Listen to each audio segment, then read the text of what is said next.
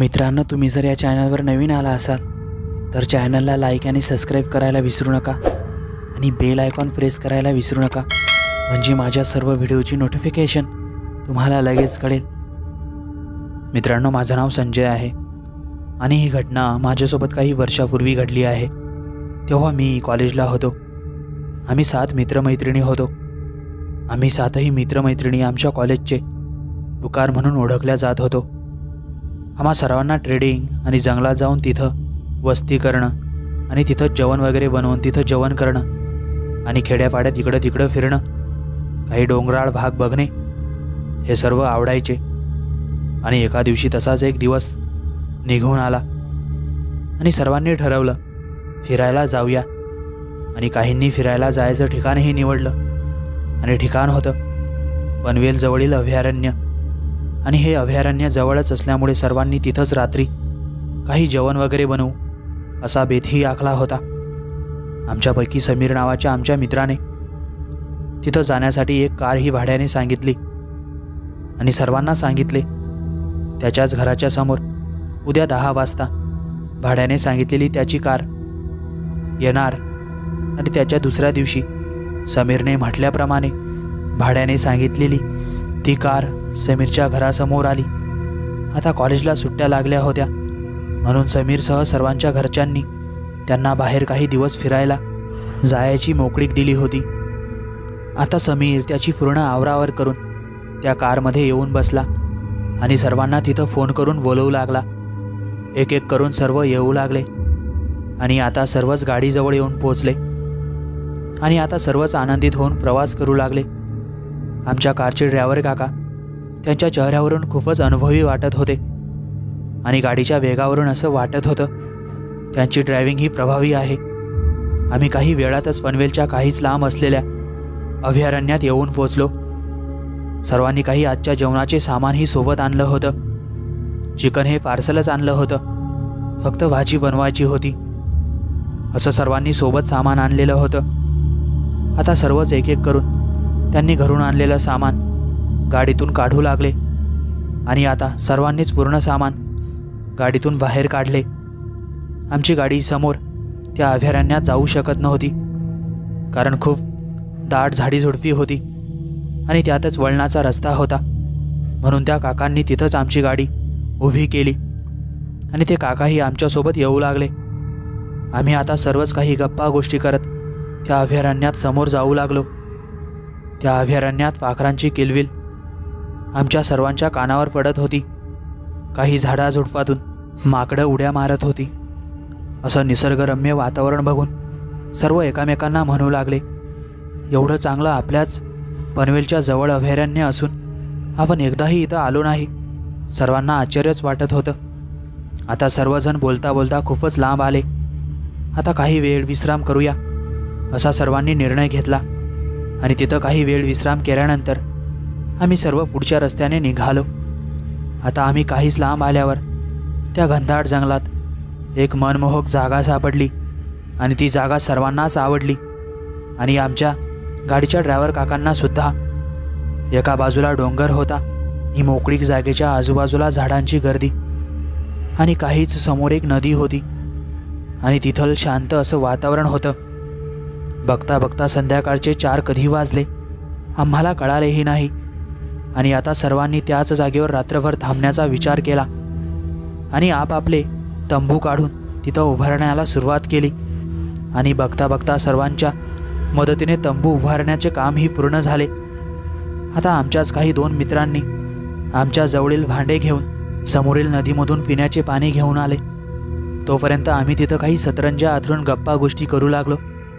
आता संध्याकाळ झाली होती, दिवस मावळत चालला होता, साधारण 6 वाजले होते, म्हणून आम्ही आता जंगलातील काही वाळलेले लाकडं जमवायला सुरुवात केली आणि काही वेळातच खूप सारे वाळलेले लाकडंही जमा झाले आणि आता त्या वाळलेल्या लाकडांचा जाळही पेटवला आणि आता त्या जाळांवर जेवणाची भाजी तयार करायला सुरुवात झाली। सर्वच सामान जे गरजेचं होतं ते घरूनच आणलेलं होतं, म्हणून जेवणाची भाजी बनवायला वेळ लागणार नव्हता। आता भाजी शिजवायला टाकली होती तोपर्यंत सर्व गप्पा करू लागले। आता आजूबाजूला काळाकुट्ट अंधार दिसत होता पक्ष्यांच्या किलबिलाचा आवाज बंद झाला होता आणि जंगलातील रातकिड्यांचा आवाज किरीळ करत होता. ते हवेने हलणारे झाडे झुडपे आता शांत होती. आता दिवसा निसर्गरम्य वाटणारं अभयारण्य आता भयानक वाटत होतं आणि आता त्या मोठमोठ्या झाडांच्या सावल्या विचित्र वाटत होत्या. आता आमच्यापैकी काही जण या वातावरणाची मजा घेत होते आणि काही जण मनातच घाबरत होते. आता अजून एक वाळलेल्या लाकडाची चूल पेटवण्यात आली आणि आता त्या पेटलेल्या चुलीजवळ सर्वजण येऊन उभे राहिले. आजूबाजूचं शांत असं वातावरण होतं आणि त्यातच एक अचानक आवाज आला आणि हा आवाज सर्वांच्या कानावर पडला. सगळेच जण हा आवाज ऐकून एकदम शांत झाले आणि एकामेकांकडे भित्र्या नजरेने बघू लागले. तो आवाज एखाद्या म्हाताऱ्याचा वाटत होता, पण आमच्यासोबत एवढं वयस्कर कोणीच नव्हतं हे सर्वांनाच माहीत होतं. पण सर्वांनी हा आवाज नजरअंदाज करून आपापल्या गप्पात पुन्हा रमले. हा आवाज पुढे 5 ते 10 मिनिट आलाच नाही. आता चिकनची भाजी शिजली होती. चांगलाच भाजीचा वास सुटला होता.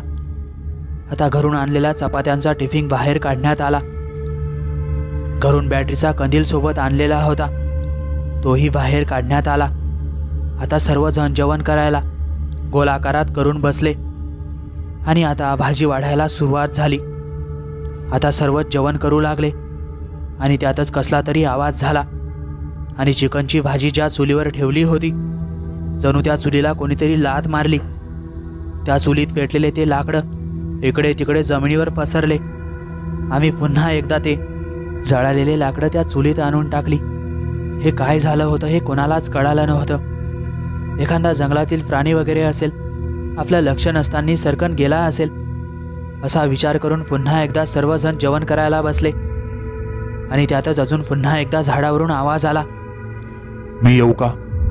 आणि हा आवाज खूप भयानक होता आणि हा आवाज सर्वजण ऐकताच जेवणाच्या ताटावरून झटकन उठले आणि त्या झाडाखालून बाजूला पळाले. आमच्यातील काही आमच्या मैत्रिणी रडायला लागल्या. त्यातच आम्हीही खूप घाबरलो होतो, पण बाहेरून आमच्या मैत्रिणींना आम्ही धीर देत होतो. त्यातच आमच्या गाडीचे ड्रायव्हर काका मोठ्याने बोलू लागले, कोण आहे रे तू?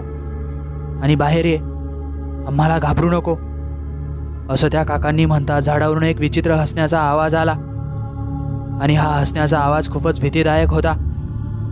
आणि त्यातच आमच्यापैकी समीर घोगरा आवाज काढून हसायला लागला. त्याने पूर्ण मान ताठ केली आणि विचित्र हरकत करू लागला आणि उड्या मारत त्या चिकनच्या भांड्याजवळ गेला आणि ते सर्व चिकन लंपास करून तिथंच हातपाय ताठ करून विचित्र नजरेने आकाशात बघू लागला. बॅटरीच्या टॉर्चमध्ये तो स्पष्ट दिसत होता. समीरचं असं रूप बघून सर्व घाबरले. समीर आता विचित्र प्रकारे उड्या मारत त्या जंगलात कुठं गेला काही कळालाही नाही. मी आणि आमच्या गाडीचे ड्रायव्हर काका बॅटरी घेऊन त्या जंगलात समीरला बघायला गेलो. काही पुढं त्या जंगलात गेल्यावर एक म्हातारा त्या छोट्याशा पाण्याच्या डाबक्याजवळ बसलेला होता आणि समीर तिथं जमिनीवर पडला होता. त्या काकांच्या हाती असलेली यवाची काठी जोरात जमिनीवर त्या काकांनी थोपटली आणि तो म्हातारा तिथून कुठं गायब झाला. आम्हाला काही कळालाही नाही. आम्ही आता समीरला उठवण्याचा प्रयत्न करू लागलो. समीरला तशी जागही आली. समीरला काही माहीतही नव्हते त्याच्यासोबत काय झालं. नंतरून समीरला आम्ही सर्व प्रकार सांगितला. आता आम्ही समीरला घेऊन त्या आमच्या मित्रमैत्रिणींकडे आलो आणि त्या सर्वांना घेऊन त्या ड्रायव्हर काकांच्या मागे त्या जंगलाच्या पायवाटेने चालत त्या काकांनी आम्हाला आमच्या गाडीजवळ येऊन पोहोचवले आणि आम्ही साधारण रात्रीच्या 3 वाजता तिथून घराकडे रवाना झालो आणि सुखरूप आपापल्या घरी पोहोचलो. आणि काही दिवसांनी या भीतीदायक प्रसंगातून सावरल्यानंतर त्या ड्रायव्हर काकांनी त्या घडलेल्या घटनेबद्दल आम्हाला सर्व प्रकार सांगितला. ते काका म्हणाले, त्या अभयारण्यात काही आदिवासी लोक राहत होते. जंगलातील काही जंगली प्राण्यांनी त्यांच्यावर हल्ला केल्यामुळे काही त्या लोकांचा मृत्यू तिथंच त्या अभयारण्यात झालाय. म्हणून तिथं अजूनही त्या विचित्र घटना घडतात. या कथेवरून एक मात्र कळते, काही आपल्यापेक्षा मोठ्या लोकांचे अनुभव नेहमी संकटात कामी येतात हे मात्र खरं आहे.